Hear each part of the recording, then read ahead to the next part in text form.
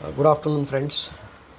Uh, in continuation to the earlier video where we had shown you dismantling of the dashboard of XUV 500, we are taking you back to the second continuation of the second video wherein the evaporator, the silver one which just went into the HVAC unit, is being refitted back.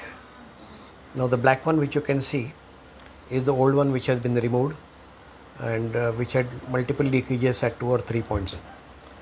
Now once the evaporator is mounted into the place, the casing is refitted back with screws.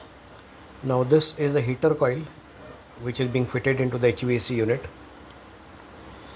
Heater coil basically is radiator water which comes in, which is brought into the dashboard, and whenever you want a hot air, the solenoid which supplies radiator heated water to this unit opens up, whereby you can get a mixture of hot or cold air on the dashboard grill. Now basically if the vehicle has a HVAC unit, then the compressor cuts off at that time when the heater is put on, and it's only the hot water inlet is allowed, giving you the hot air inside the cabin. Now these are the two filters, cabin filters, which are being put back. Now both the filters were in good condition, so they were not replaced. XUV 500 has two separate filters which go into the same slot.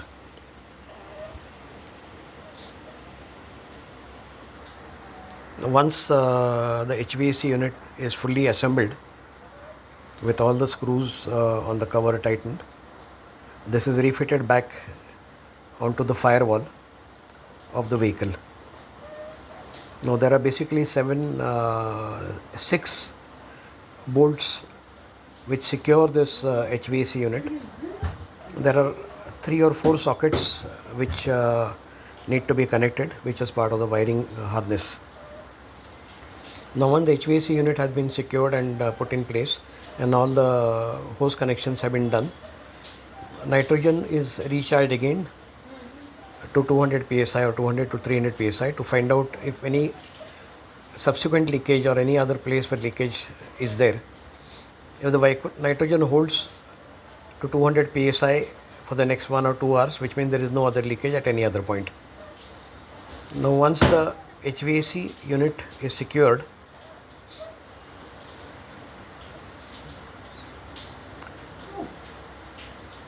in place, all the necessary electrical connections are redone.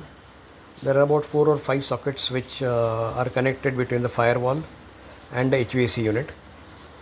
Now we normally tend to mark all the sockets before dismantling them, because at many places there are 2 or 3 identical sockets at the same location, and if they are mixed up, then it becomes a real torturous job to find out which socket has gone wrong.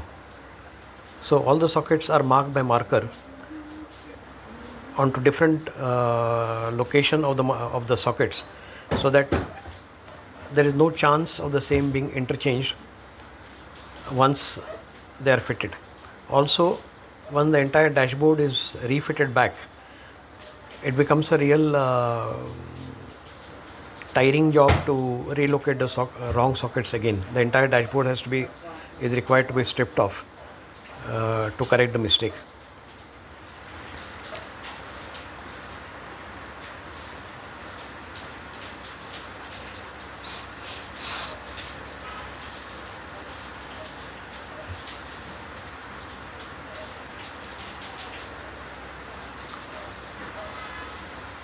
Once the entire HVAC unit has been secured in place, the cross member or support cross is remounted back into its place. Now there is a guide. There are 2 guides on each side which have a tapered spoke which enters the firewall. Basically this is to guide the cross member into its perfect position. Only when you will be able to align the mounting bolts. If the guiding is not proper, then none of the mounting bolts would match. Now this particular cross member has roughly around 15-20 sockets all around the place, which some of them are connected to the dashboard, some of them are connected to the speedometer assembly, some connected to the air conditioning system, some connected to the double din or instrument cluster. So it practically takes roughly around half an hour to 1 hour to get this main cross member into its right place, and all the sockets to be reconnected and secured again by straps, so that they don't dislocate once the vehicle is in motion. Now this entire it takes about 1 to 2 hours to get this entire cross member into its right place with all the sockets and all the connections into the perfect location, into the which perfectly mated with each other, or rather all the sockets going into the right place. The cross member has got two main bolts on the side which go on the door frame and which are secured 2 plus 2 4 major bolts, M12 bolts, which secure the entire cross member.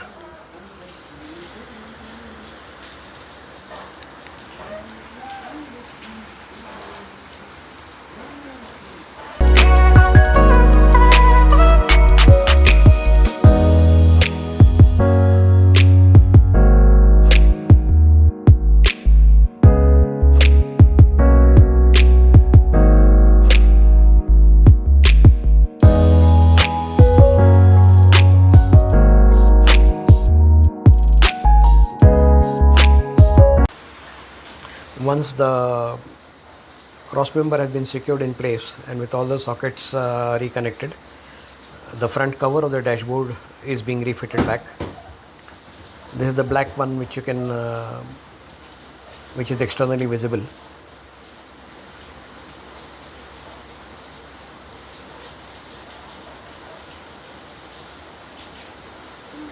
All the looms are removed at the proper position, like the one which is removing is basically for the speedometer assembly.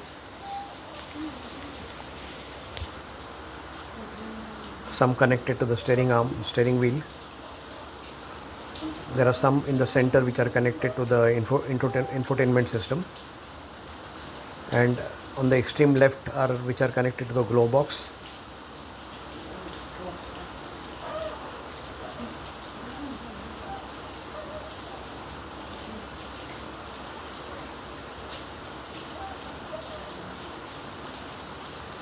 Then once all these sockets have been refitted back, the steering pillar is relocated on the main bracket column. There are 4 mounting bolts on this particular steering column, which secures the steering in its right place.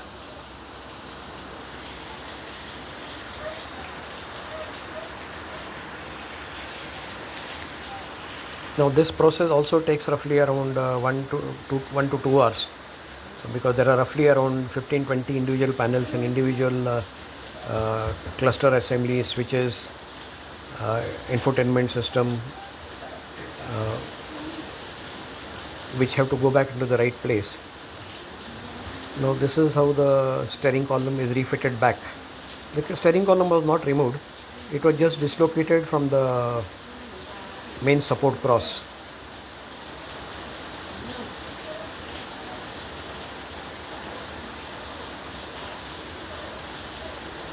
There are 4 mounting bolts on this mounting nuts on this particular column, which secure the steering into its right into the correct place.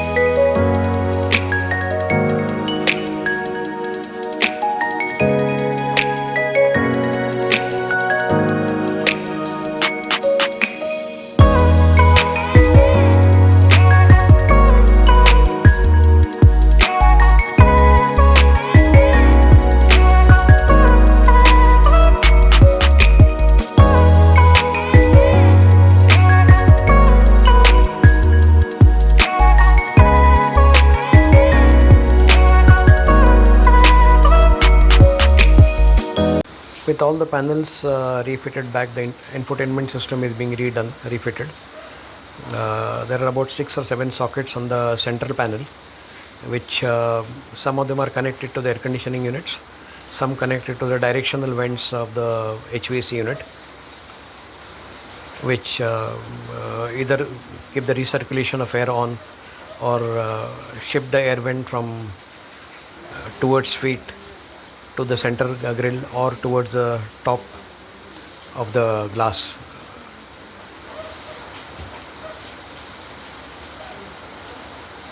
Once this entire fitment is done,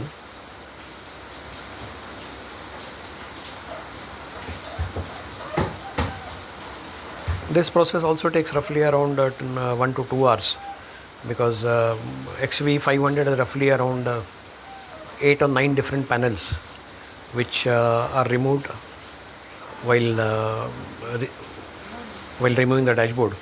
So they have got to go back into the right place with the right sockets connected.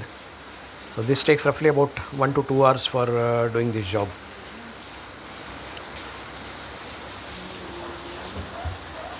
This is the glove box which is being fitted back into its place. Now glove box also has 2 connections with the airbag.